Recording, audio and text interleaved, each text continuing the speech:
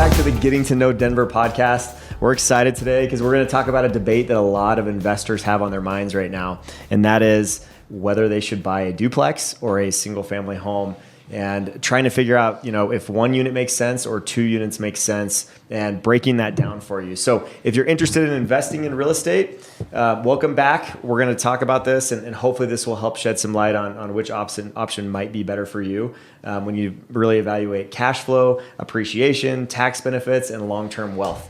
So we're going to kick it off and just throw out the question, why does this debate even matter? Why are we even talking about this today? Well, many investors only look at price and not strategy. So property types can impact cash flow. So you got maintenance, appreciation, financing, and tenant profile. So when you do like a duplex or multi-unit, right, you're going to have more leases, more headaches, right, a higher hassle factor with it, but you have an opportunity to have more cash flow. And typically with like a duplex, you're probably going to have a higher turnover versus single family. You typically have like families that are living there with kids and they want to kind of be established in school, so they have a little bit more commitment to the area. So there is no real universal winner. It kind of depends on what your goals are and what you're working towards. So let's kind of define like what the options are. So you've got duplex versus single family. Yeah, so a duplex is one building with two separate units.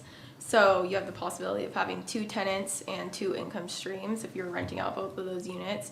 And then you could also have the option to be owner occupied in one side in some cases. So then you're living in one, renting out the other, which is pretty cool. I love that idea, by the Yeah. way. It's an awesome one. And then a single family rental is just a standalone house rented to one household. This often attracts longer term tenants, usually kind of like families or older, and simpler management structure on that one as well. Mm-hmm. Definitely. And like there's more duplex options in Denver and Inglewood, in our neck of the woods. Like you'll have Inglewood is like the biggest duplex friendly, multi-unit friendly city that we have in Colorado, and then the Denver metro area. And then you get out to some of the other suburbs that are just mainly like Littleton, Highlands Ranch, Parker, Castle Rock. Like you don't see hardly any multifamily zoning. And so it's super hard to find anything like that. Old Littleton, you'll find a little bit. And like there's some areas in Aurora that have a little bit. Thornton actually has a fair amount. And Denver proper does too. Like there's all kinds of zoning. Denver's the most scattered by far as like different zoning that they have there. And or so like Longmont too, just kind of more up north. Yep, more towards Boulder. You'll get some options too because you get closer to college towns, and they love multifamily there because they can make a nice profit on students and that sort of thing. But there's the cash flow debate, right? That's what you have to think about is like what makes sense. And if you're buying like a duplex, right? If I'm a person that doesn't want to take a lot of risks, I'm probably staying away from a duplex. It's if you're a person that's buying for cash flow and you want more upside, then like Brock said, I'm like a duplex would be a really attractive purchase for an investor like that. And you mentioned a couple things, right? Like we've got vacancy risks are higher if you have two different units, twice the chance of someone leaving or not being able to afford the payment or whatnot, twice the chance of someone wrecking the place also, right? Having a really bad tenant. So you just have more risk there, I think. And so the utility split can be awkward sometimes. If you have everything on separate meters, separate water, separate gas and electric, then it's easy. But if you don't, then sometimes you have to like just include that in the building, but then maybe someone might run way over and take super long showers, and then it's like kind of awkward. So like there's stuff to think about, just like logistics that you have to complicate things, that you have to have a very tight listing agreement with a duplex to make sure that you're not like one person's not invading on the other. You've got a really, good understanding of what the rules are in that space. Maybe it's a party wall, which is just like a set of rules between governing the shared wall, or it's an actual HOA. I've seen both on those, but more complication, I think, as far as that goes. But with more complication and difficulty, sometimes comes more cash flow, which is kind of nice too. Yeah, and that vacancy sword kind of cuts both ways too. Mm-hmm. If you have two people in a duplex, if you have vacancy in one, you can still have someone who's renting and still paying. So it can be a benefit in that sense. True. But you also have the risk of just, vacancy in both of them. Yeah. So yeah, I'd say definitely duplexes. Typically, you're going to have more cash flow, but it's coming with more complication, more oversight, typically higher maintenance.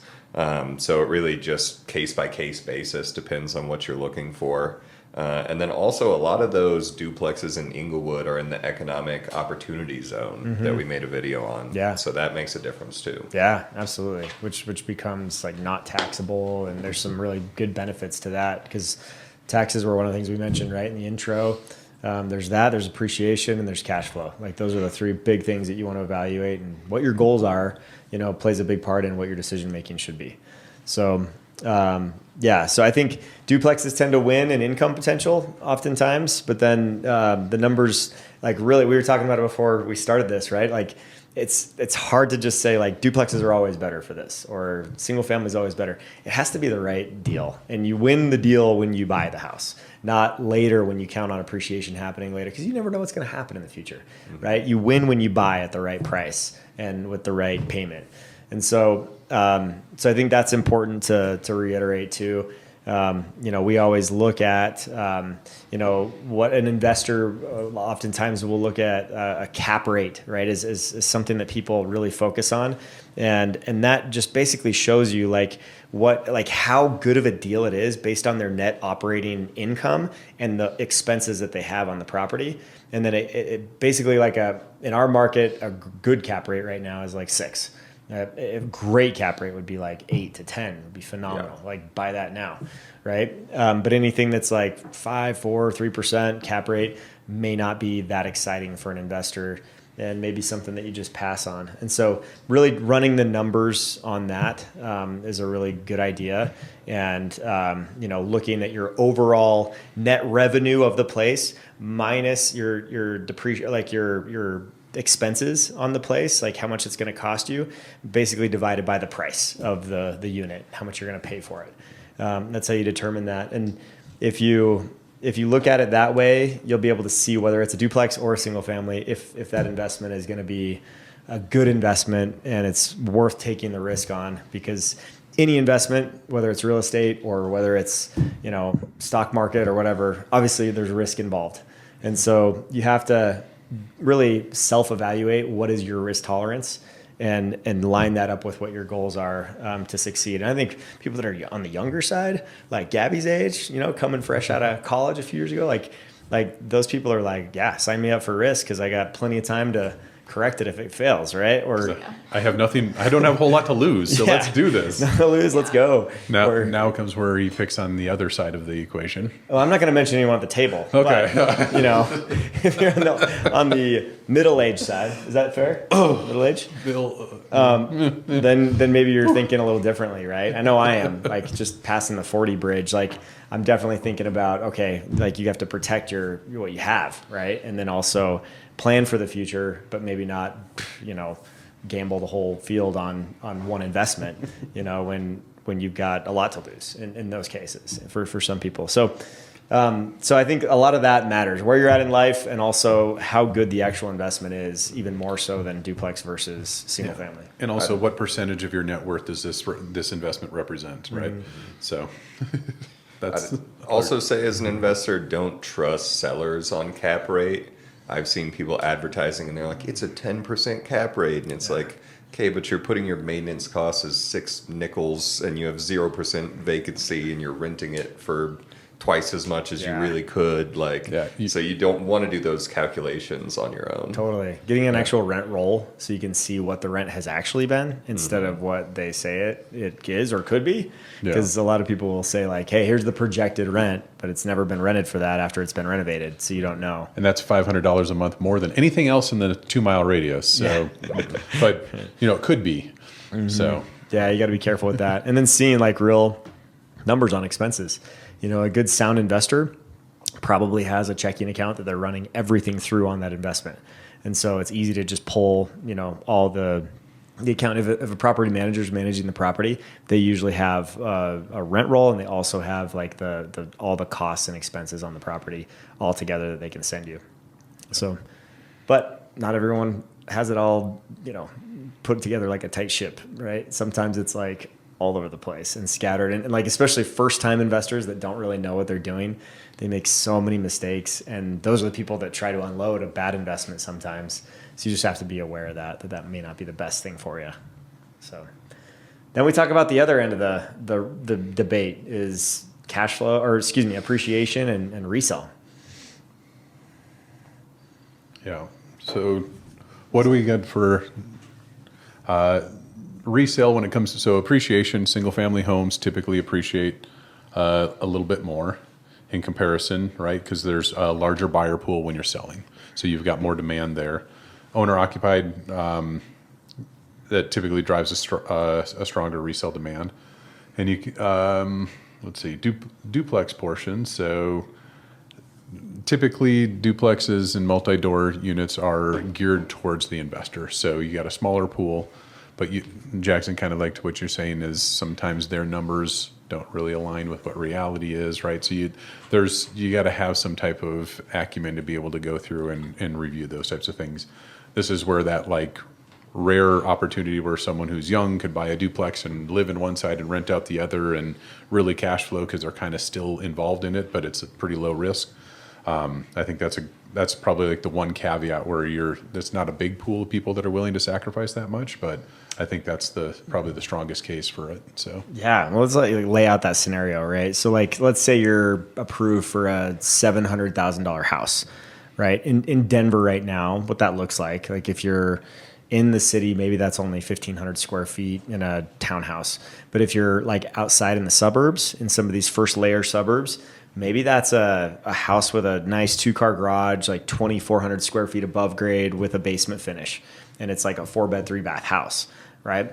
So if you can afford that, but then you're basically saying like, instead of taking up all that living space, especially if it's like a young professional, it's just me and my spouse, or just me, single, then that person is saying like, I'll take half the living space, rent out the other half. Someone else is paying half of my mortgage for me, right? Or maybe even more than half, depending on the deal. And you're basically like, that person's paying like all your interest on the loan in some cases, right? So you're just paying yourself back, with the remaining like payment is going to principal in a lot of cases.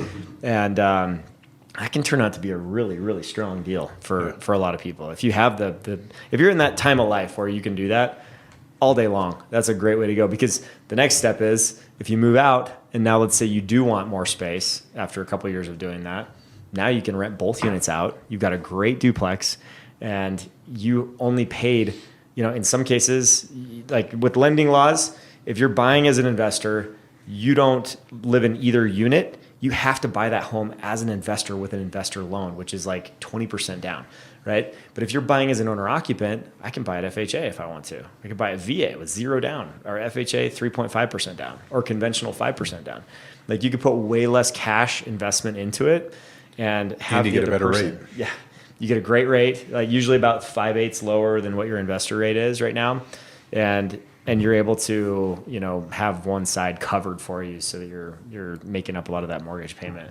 So I just think that's one of the best plays you can do, and I've seen people do it with triplexes, with fourplexes, and do extremely well, and have instead of buying that like luxurious single family house for $800,000 in Highlands Ranch, they buy a fourplex in Inglewood and live in one unit, and now they have 3 rental properties that then turns into 4 rental properties, and then they go buy that great place that they want to buy. Yeah, with a 40% down payment, because they've banked all this equity after living there. Yeah. So I think really the key picture is, the more you're willing to sacrifice, the more it'll financially gain you, right? So at 25 years old, if you want an $800,000 single family home with a 1-acre lot, you can do it. It's going to cost you a lot of money, but yes, that home's going to appreciate and you're going to pay it off. But you could do the same thing with the duplex and then turn that into a rental property that could cash flow you a couple grand a month, 5 years down the road. So that's I think we've seen some other properties where they've had a house with a basement that's a separate entrance, so that could be separately rented, an ADU above the garage, and these people are buying these almost $2 million properties, living in the garage. So they're living in a 700-800 square foot apartment essentially above a garage, but they're renting out the house, and in 10 years that asset is completely paid for. Yeah. So if you lay out that math, incredible. if you could sacrifice that for 10 years, well, when you're 21 to 31, it's kind of easy to be able to do something like that. And now you've got over a $2 million asset completely paid for. That's going to cash flow and benefit you for quite a while. So That's a life changer. yeah, Like you have a unit that's a $600,000 duplex that you buy 10 years ago, and now all of a sudden it's paid off. Like that place is probably renting for $5,000 a month, right? Like $2,500 per unit.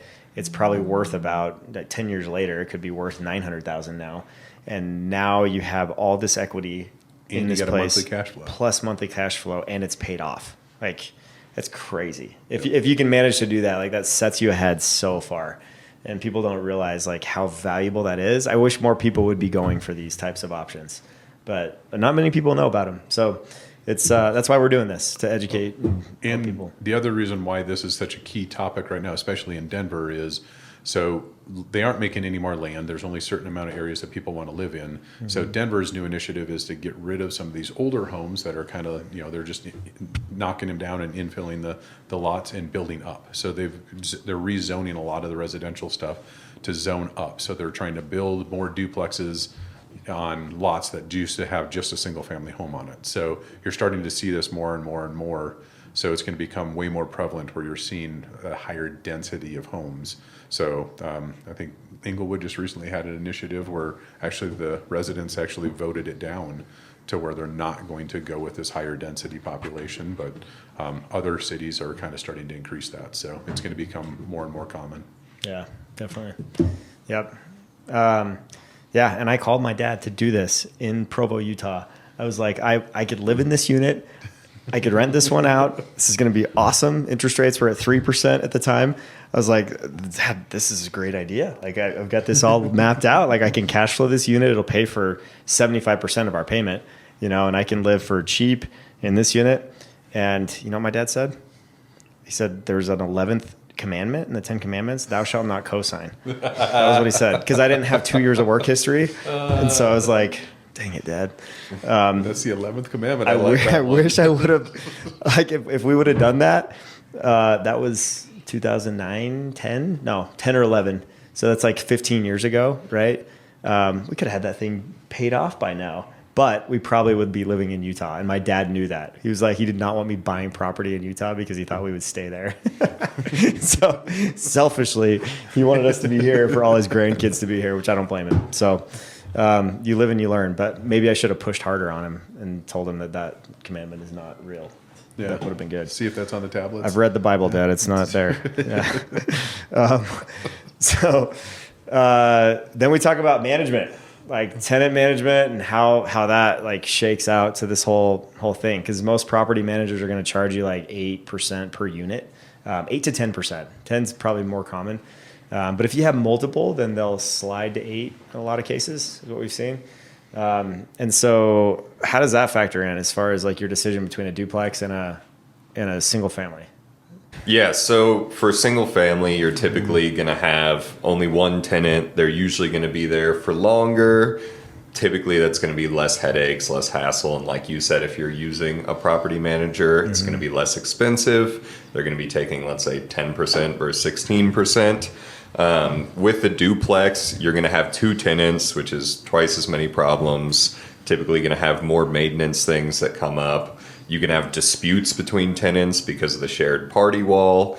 And if you're having a property manager, it's going to be more expensive to have them manage that because they'll be doing more work. So whether you're doing it yourself, it's just going to be more work on you to have 2 tenants in a duplex. Or if you're using a property manager, it's just going to be more expensive. So typically the cash flow from renting both sides can offset that.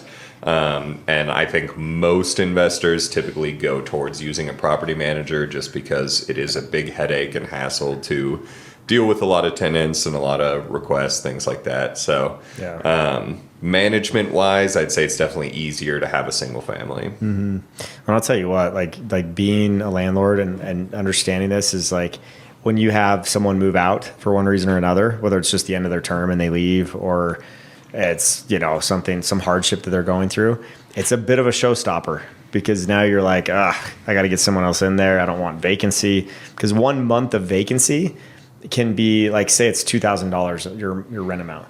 Like $2,000, that's like $200 a month, right? So if you've worked like for the last 4 years to raise the rent, a couple $100, like that can all be wiped out in 1 month of vacancy. So like the importance of like keeping that thing occupied and lining it up so there's someone else going in is huge. Like right now in the Denver market, just so like a little update for you, property managers across the board are saying this is one of the hardest times to rent a place out. And I'm hearing a little more comparison to like because what a lot of people don't realize is during the Great Recession, the real estate market dropped, like pricing dropped like 8 to 20% back then. But one of the most difficult things was that so many people got out of home ownership during that time. But there still wasn't a great rental market either. The rental market was super soft. And so like people would try to rent their place out, and there was so much listing inventory trying to rent that it made the market really soft, and there was no renters at the time.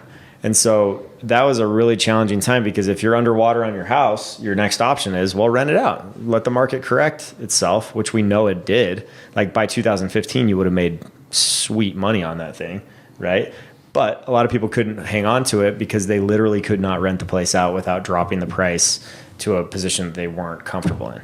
So that's because I always think, like, why don't they just rent it out? Like if they, couldn't sell the place, and that's why the rental market dropped out too at the same time. So it was a tough time, and I'm starting to hear landlords, like, they're not talking quite like they did back then, but they are saying that like it's very difficult to find renters at the moment, and so like I just went through a challenge. It was 45 days for us to find a renter to move into our townhome that we have for rent, and it's a very average rent price, like $2,000 a month. It's not anything big or difficult to find, but 45 days to find someone to get there. After like 8 showings, we finally found someone. So that's kind of the landscape of what that looks like right now, and it's not always, and it's an ever-changing thing depending on the market. And I went and looked up, so Jackson, to your point, the turnover of tenants coming in and out. Mm-hmm. Single-family homes, the average lease is a 12-month lease, but they're typically 2 to 3 years. Where like on a duplex, triplex, or fourplex, it's a 12-month lease, but it's 1.5 to 2.5 years. So you're going to have a higher turnover ratio. Going to Landon's point, vacancy, that 1 month of vacancy can really impact your projections, right? So, and most people in their CapEx will put in a 5% vacancy rate to try and help cover that, but it seems like it's probably increasing to 7%. So yeah, yep, definitely. So, so you look at this and you just kind of think, summary wise, like what's the best choice for new investors, people that are just getting into the market and investing for their first house? Because I think you're the most susceptible on your first investment. You're the most likely to make a big mistake and big pitfalls because you don't have experience to back you up. And so, for me, it would be single family. If you're just buying an investment property purely, I think buying single family is the way to go, because it's a lot bigger market buying pool. If you think about it, like when you go to resell an investment that's a duplex, it's all about numbers. It's very logical thinking. Single family homes, way more emotional, right? You get families that stay longer on single family homes, and it's just, there's more emotion there, where duplex is just hard numbers. It's a little more cutthroat, kind of more commercial, as far as that goes. And anything, just fun fact, anything above 4 units is considered actual commercial. We can still help people on the residential level with a residential real estate contract up to 4 units. Anything above that is, we would typically refer that off to a commercial agent at that point. Just so audience-wise, like, who to call. But this is, one of those things. I would just say, if you're living in one unit and renting the other, probably the only time in your life that you will actually do that. And if you find a spouse or partner that's willing to go along the ride with you and do that, and even rinse and repeat it, like we do know, like, shout out to Mr. Williams, yeah, but like, exactly. we know someone that we helped, right? That ended up buying a place. It was a top bottom duplex. He lived in the bottom, which was a lot less desirable, like darker, less, like windows and everything. It just felt kind of cramped. And then you rented out the really nice top, and that ended up paying for pretty much his whole payment. And he did extremely well on that with a VA loan. And then he ended up renting both of those out, going to buy another one, and did the same thing with that one. And so he ended up having, 4 units that he owned, did a really good job with it, and then ended up selling 2 of those units, a duplex that was a side-by-side, down in the Sobo area, and ended up buying like a really nice, $1.2 million home on a golf course after that, because he lived like nobody else for a long time, right? And then he was able to live like nobody else, like Dave Ramsey likes to say. So it was kind of a cool concept that we learned from. Not everybody's willing to do that. Everybody wants luxury lifestyle now, right, Gabby? Yeah. So especially nowadays, I feel like everybody wants to be an influencer, right? That's coming out of college right now, or they want to, the waiting for the reward to happen and working for it is not the mantra in today's society. So Delayed gratification. you can delay your gratification longer. You'll get 2 marshmallows. That's the whole key. If you've heard of the Harvard study. Yeah. Awesome. So quick summary. What's best for cash flow? What do you think? What's the answer? Probably a duplex. Duplex, definitely. Best for appreciation? Single family. Yeah, I agree. Best for ease of management? Single family. Single family for sure. Best for house hacking? Buying, Duplex. living in one, renting out the other. A lot of people use that term of house hacking to do that. Absolutely. And I think the best option overall is house hacking. Because think about it. When you're house hacking and you live in one unit, you're only managing one side, just like you would with the other one, right? You just have to make sure that whoever you rent that to is going to be someone you want to live by. And if you're living there, you're going to take a lot of thought into that and have accountability with that too, which actually helps you in the long run, right? You're not just renting it to 2 separate people you don't know and hey, good luck. It's no, I live here. I want someone that's going to be normal next to me, right? Or is not going to drive me nuts. So that's, I think, a good point there. And then best long-term wealth. That one's tough. Because one is cash flow, one's appreciation, right? They're both great. But to me, the appreciation is what I'm most interested in, over time. I feel like that's a big deal. And so for me, the single family or single unit, type stuff is a little bit better for creating long-term wealth, just because it grows at a higher rate of appreciation. And that over the long term, that compounding interest will make that a much more valuable asset, I think. But either are great. And then we'll wrap it up, guys, with some final thoughts. Anything that you guys have on your mind to close this out? No, I think it's all a matter of what your experience level is and what you're willing to deal with.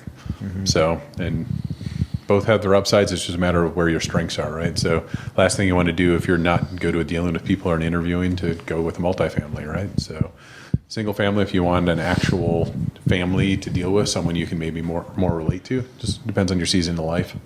So Yep, definitely.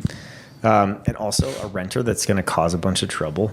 They're not going to want to live right next door and share a wall with the actual owner of the property, right? yeah. So kind of in that, the house hacking element, attracts a good renter, just a side note. But awesome. Well, if you're thinking about buying a rental property and you're debating whether it's single family or a duplex or a multi-unit, definitely give us a call. We're happy to, because like we said, there's philosophy behind this, but it all comes down to the individual unit itself or units to know if this is a good investment or a bad investment. And we're here to help you navigate that and continue to get to know the real estate here in the Denver metro area. So thanks for watching, and we'll catch you on the next one.